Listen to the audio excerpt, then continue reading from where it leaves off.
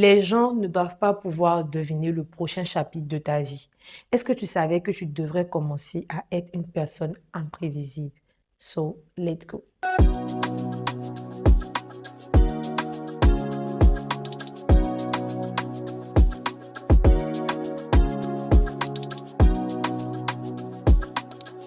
Pour être une personne imprévisible, il te faut aller là où on ne t'attend pas. Il faut que tu commences à contrôler tes émotions pour ne pas qu'on puisse savoir comment tu réagis à n'importe quoi. Il te faut aussi sortir de là où toi tu es actuellement pour découvrir comment tu conçois les choses. En fait, il faut que tu sois imprévisible pour les autres, mais avant d'être imprévisible pour les autres, tu dois même déjà être une personne qui sort de sa zone de confort afin de t'expérimenter dans d'autres univers.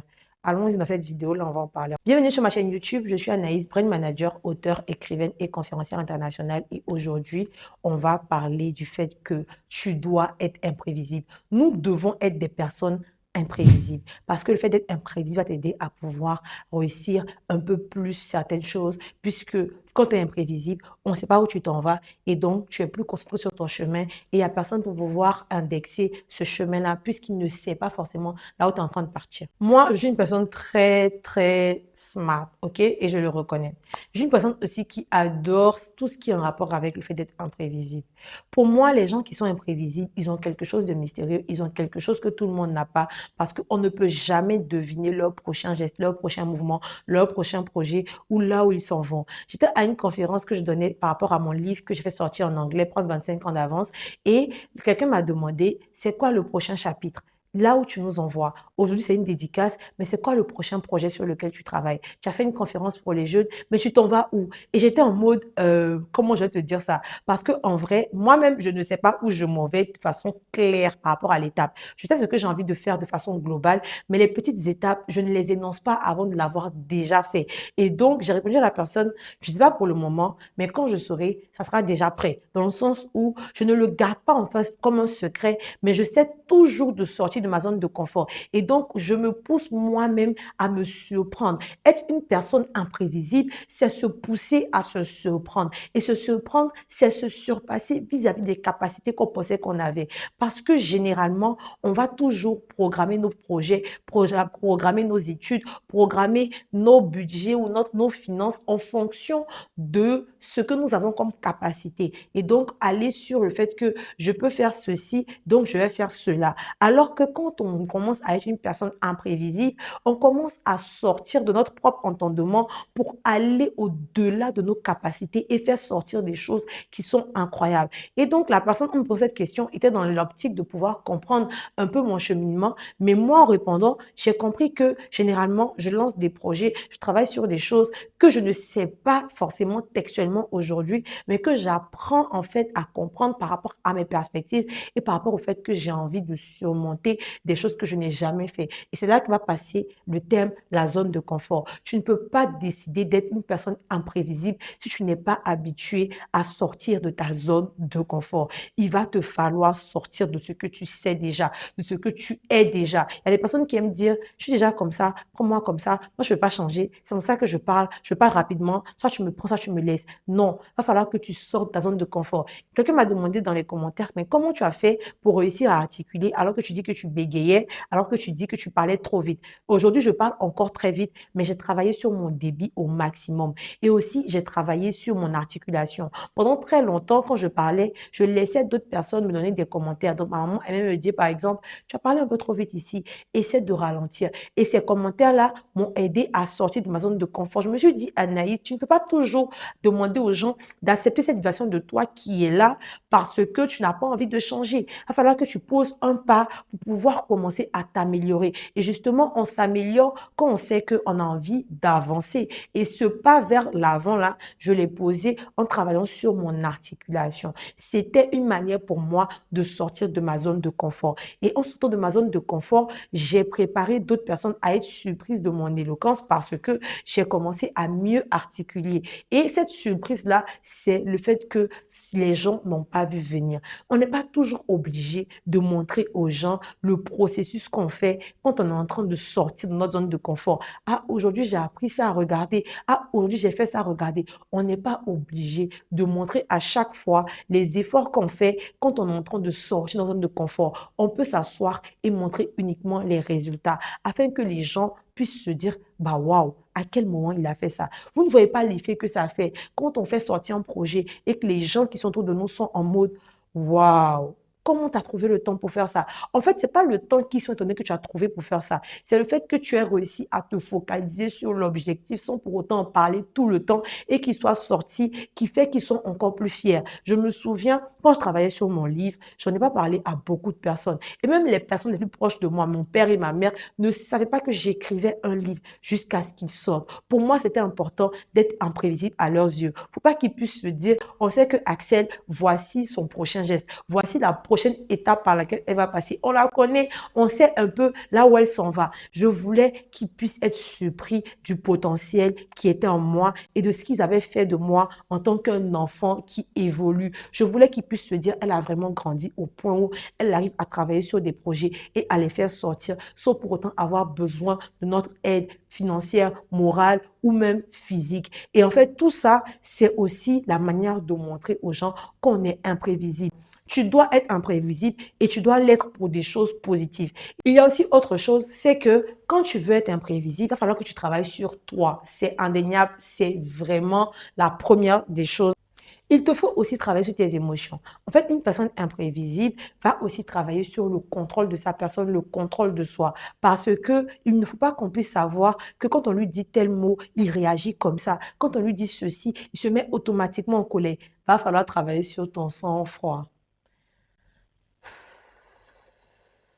sur ton calme, sur la manière dont tu gères ton énergie, sur la manière dont tu réagis quand les gens ils t'énervent, sur la manière dont tu réagis quand tu es heureux. Il ne faut pas que tu sois prévisible à tous les coups, qu'on puisse savoir qu'est-ce qui pourrait te faire mal, parce que le fait que tu sois prévisible peut te porter préjudice vis-à-vis de personnes mal intentionnées qui ont envie de te faire sortir de tes gants. Parce qu'en fait, quand tout le monde sait ce que tu vas faire, c'est plus facile pour eux d'influencer tes décisions. Et finalement, tes décisions ne sont plus prises par toi-même, mais en fait, c'est pris par la réaction que tu as par rapport à quelqu'un qui arrive à faire quelque chose, qui t'a dit quelque chose. Il te faut être une personne qui n'est pas du tout prévisible, de sorte à ce que, même quand quelqu'un veut influencer tes prochaines actions, bah, que ça n'arrive pas à avoir lieu et que tu puisses prendre tes décisions toi-même. Il ne faut pas que les gens arrivent à influencer tes propres décisions parce qu'ils savent comment tu vas réagir à tout moment par rapport à n'importe quel point. Il te faut être une personne imprévisible émotionnellement. Et quand je le dis, je ne le dis pas pour le côté négatif dans le sens où quand tu dois par exemple dire merci, tu dis pas merci, non.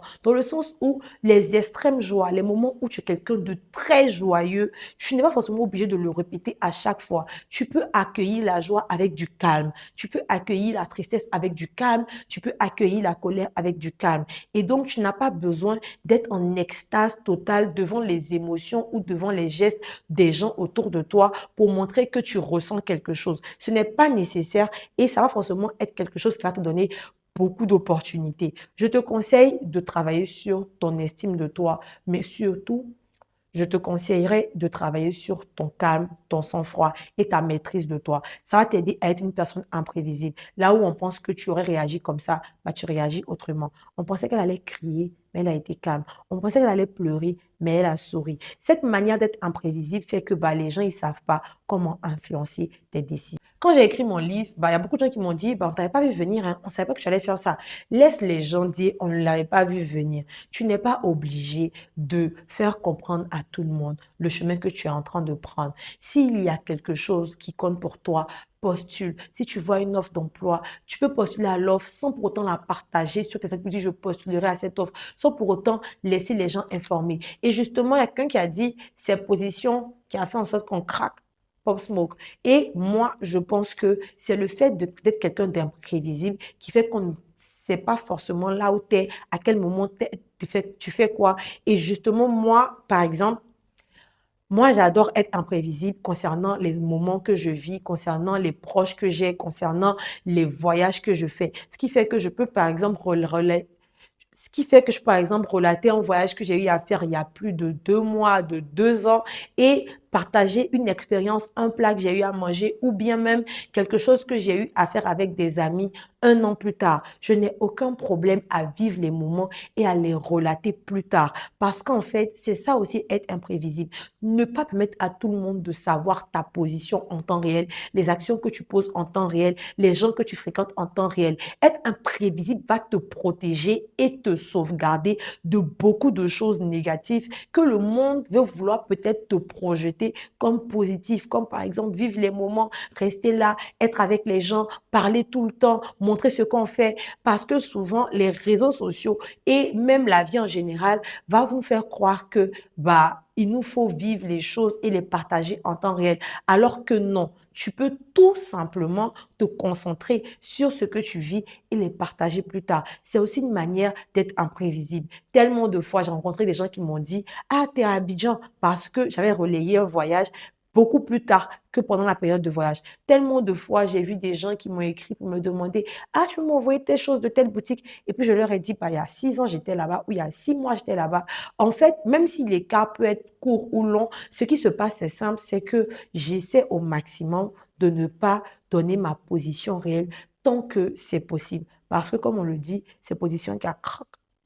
Une autre chose que le fait d'être imprévisible va t'aider, c'est simple, c'est le fait de pouvoir changer tout ce que tu fais au fur et à mesure, de pouvoir t'améliorer. Quand tu fais toujours les mêmes choses, tu obtiens les mêmes résultats. Et donc, toi-même, il va falloir que chaque 3 mois, tu te donnes des défis, comme par exemple postuler un nouvel emploi. Même si tu as déjà un emploi stable, je te conseille de postuler fréquemment à de nouvelles offres, juste pour pouvoir avoir ta capacité à toujours postuler, mais aussi pour pouvoir comprendre s'il y a des opportunités qui sont quelque part que tu ne prends pas, que tu ne saisis pas. Parce que les mêmes actions produisent les mêmes résultats et donc changer d'action de temps en temps pourrait t'aider à avoir d'autres résultats. Si tu veux envie de lancer un projet, tu n'as pas besoin d'attendre de finir certaines choses. Lance ce projet, postule à cette bourse, postule à cette conférence, suis ce nouveau compte qui peut t'aider.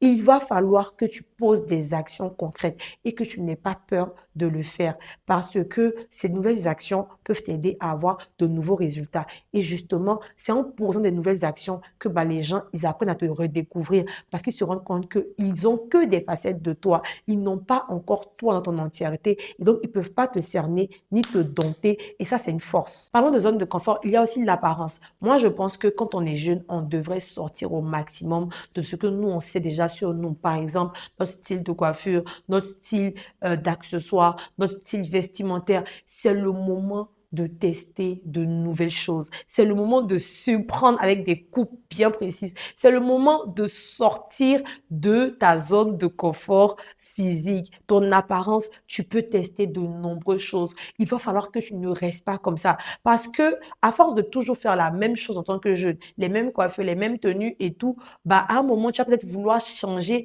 et tu ne sauras pas ce qui te va. Je pense que sortir de cette zone de confort-là t'aide à essayer beaucoup de choses et à finalement trouver le style qui te va par rapport aux objectifs que tu as envie d'atteindre. Et donc, sortir de ta zone de confort va t'aider en fait à pouvoir avancer, à pouvoir aller un peu loin, mais au-delà de tout ça, à pouvoir t'aider à surprendre. Moi, je sais qu'il y a des personnes, par exemple, que je vais rencontrer qui ont un style vestimentaire qui va toujours me faire dire waouh, parce qu'ils ont réussi à sortir de leur zone de confort, à essayer plusieurs choses et on ne s'attend jamais à ce qu'ils vont mettre parce que ils ont la capacité, même dans leur style qu'ils ont trouvé, à surprendre les gens. N'hésite pas à surprendre les gens en termes de style, en termes de coiffure, en termes d'attitude.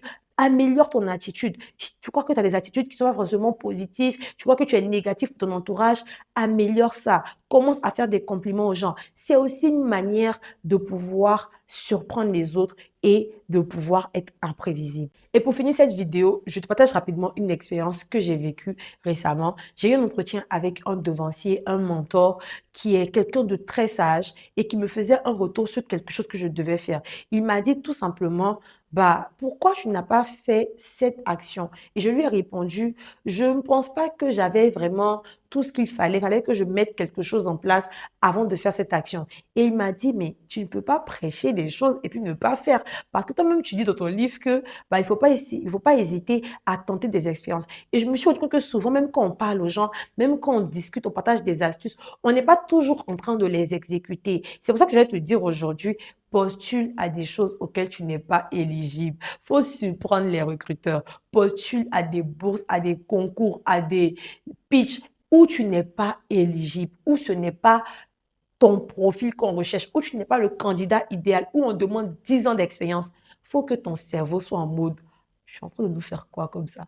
C'est aussi une manière d'être imprévisible, d'être là où on ne t'attend pas. Et je prie pour que tu sois là où les gens ne t'attendent même pas et que tu aies un succès incroyable parce que tu arrives à poser des actions, tu arrives à mettre ton pied un pas après l'autre, là où les gens n'osent même pas te voir. Je prie que tu sois là où on n'ose pas te voir positivement et que tu surprennes tes proches, tu surprennes les gens autour de toi, ton environnement et ton atmosphère. Parce que les plus grands gestes que tu vas faire, parce que les gestes où tu sortais de ta zone de confort, ce sera les gestes qui vont t'aider à pouvoir avoir le plus d'impact. N'hésite surtout pas à être une personne imprévisible parce qu'il y a quelque chose dans les choses mystérieuses qui les rendent belles. Prends soin de toi et pick up.